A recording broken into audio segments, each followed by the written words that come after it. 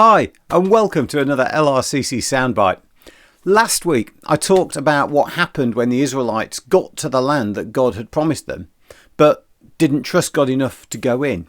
I think I finished by telling you that God said to turn around, go back in the desert, and that whole generation of adults would not be entering the promised land.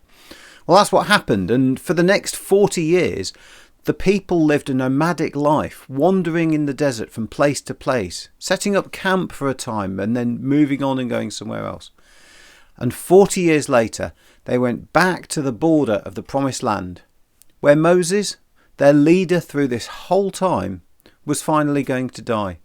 A really special death, actually. The Bible tells us that God and Moses were such close friends that the only person with Moses when he died was God. And when he died, God took his body and buried him. It's beautiful. Anyway, back to the people. A man called Joshua.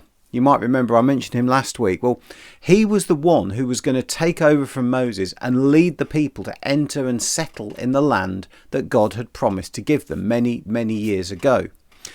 God commissioned Joshua by telling him some really key things. First off, he confirmed to Joshua that he was being called as the leader.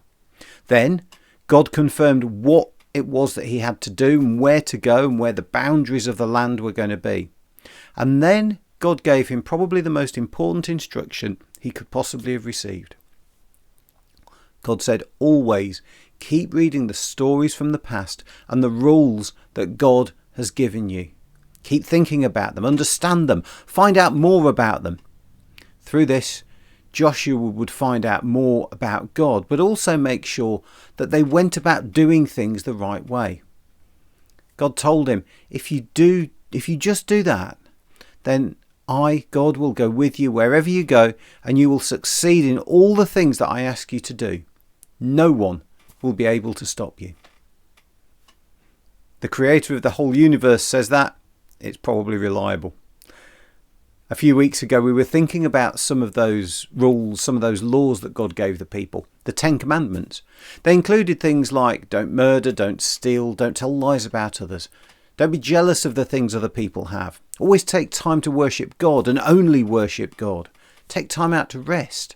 Don't misuse God's name and don't be unfaithful. God gave them a much bigger list as well. Things that would keep them safe and healthy. Things about how to prepare food, how to deal with people who were sick, how to go about the whole act of worship, and how to care for those in need. These were the things that God told Joshua to think about. And it's not bad advice, is it, for today as well? Jesus, I was talking about a few weeks ago, reinterpreted those ancient commandments from a perspective of love those around us. The most important thing Jesus said was first, love God, and second, love other people. If we spend all our time trying to think about how we can live up to that, how we can fulfill that ideal, how we can love God and demonstrate that love through how we treat everyone else, wouldn't that serve, if nothing else, to make us better people? At the end of the day, that's what I believe God really wants to get through to us. That he doesn't want us to live by a whole load of rules that limit us. Instead, he wants to guide us into a life that turns us into the best version of us that we can ever be. That way, we'll have a great life and go on to be with him forever in heaven. Being good to other people isn't enough. The first command is to love God, to accept everything that Jesus did for us when he came at Easter and died on the cross to clear away all the wrong things that we have ever and will ever do. Believe in that, and everything else follows. If you want to talk more about it, do let me know.